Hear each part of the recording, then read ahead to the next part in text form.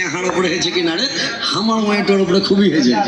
তারপরে স্ত্রী তো আমাকে ভালোবাসছে, এই খ্যাপা করেছে কি ওকে যখন জ্বর হয়েছে তো খুব কোঁকাইছে কোথরাইছে, তো কোঁকাইছে আর কোথরাইছে তো ওনাকে কয়েছে যে হাতে রুটি পাকিয়ে দিব না না কি করবো, চারটে কাঠখোলার ভুজা নুন তেল দিয়ে পেঁয়াজ রসুন দিয়ে একটা ডিম ভেঙে দিব, আমি কিছু খাবো না গো মা, এ মাগে।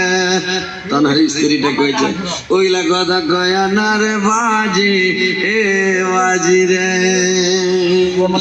খ্যাপা। ই যেমন খ্যাপা ওরকম,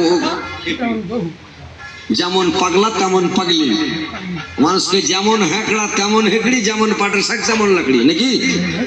তো ওই খ্যাপাকে লিয়াও জ্বালা, পাগলিকে লিয়াও জ্বালা, নাকি ভাই?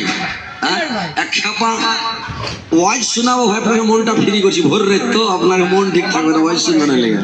এক খ্যাপা বিয়ে করে এসছে,